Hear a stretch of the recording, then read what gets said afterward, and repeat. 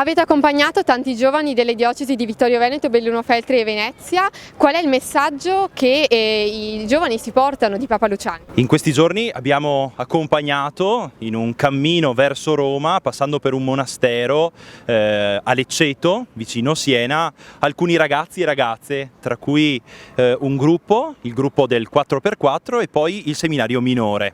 E in particolare, così, per i ragazzi del seminario e per i giovani che stanno camminando in seminario, partecipare alla beatificazione di Albino Luciani diventa un momento significativo nel loro cammino vocazionale per poter dire nel loro piccolo ogni giorno un sì al Signore, consapevoli, come diceva Albino Luciani, di essere polvere, però una polvere amata e voluta dal Signore.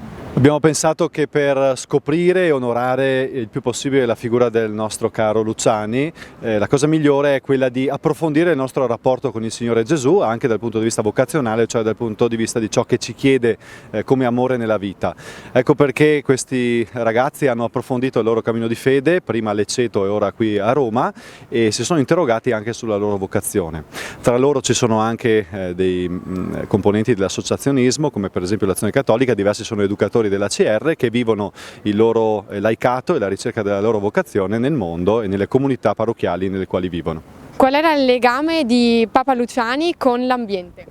Beh, lui era un montanaro, veniva da un paesino delle Dolomiti, per cui lui sentiva molto questa appartenenza. Lui le Dolomiti le chiamava le sue montagne, le mie montagne. Io direi che in questo momento così difficile per il territorio montano, penso che ricordare questo affetto e questa predilezione di Papa Luciani per le montagne e soprattutto il fatto di conoscerle, di amarle, di rispettarle sia fondamentale in questo momento, perché la montagna va riabitata, quindi bisogna che tutti si facciano promotori ad ogni livello della riabitazione proprio dell'area montana. Come Fondazione Vaticana Giovanni Paolo I, oggi arrivate ad un traguardo importante. Quale sarà il vostro impegno in futuro? Direi che questo è un punto di partenza,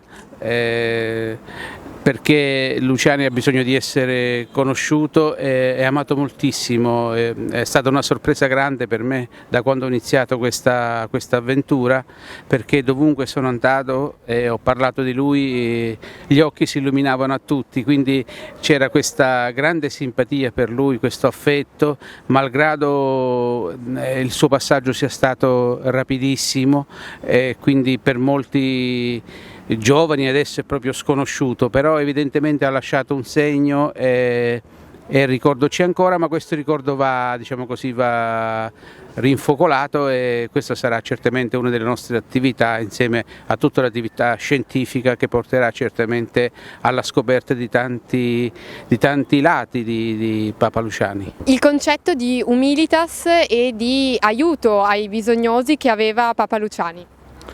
Beh, nel suo magistero da pontefice ha fatto 4 catechesi Luciani, la prima sull'umiltà per spiegare il suo motto come modo di porsi del cristiano di fronte all'altro, in particolare al bisognoso, all'ultimo, e poi le 3 catechesi su fede, speranza e carità. Idealmente il suo magistero è compreso proprio fra queste 2 parole, umiltà e carità.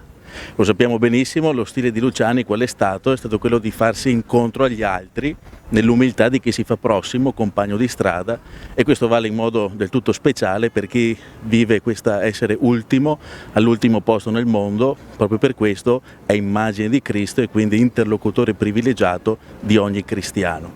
Penso che questo sia anche l'insegnamento che Papa Giovanni Paolo I ci dà e che lo pone direttamente in successione anche con Papa Francesco e con il suo stile di essere pontefice. Anche come Istituto Beato Tognolo siamo qui oggi in questa magnifica giornata del 4 settembre con la beatificazione di Papa Giovanni Paolo I. È un giorno di festa davvero per 3 diocesi, ma anche per noi che come Istituto Beato Tognolo abbiamo proprio il Beato Albino Luciani dentro grande importante tappa lungo il nostro percorso delle vie dei santi. È davvero un esempio di santità del quotidiano, di gratitudine, di cristianità convinta e con un sorriso che sta squarciando con questo sole romano l'idea che dal 26 agosto del 1978 si è aperta una fase nuova per la vita dei cattolici di tutto il mondo. Oggi credo, con questa messa, con questa beatificazione, c'è il segno profondo di un esempio, di una vitalità, di una prospettiva di santità che sicuramente da oggi è per sempre.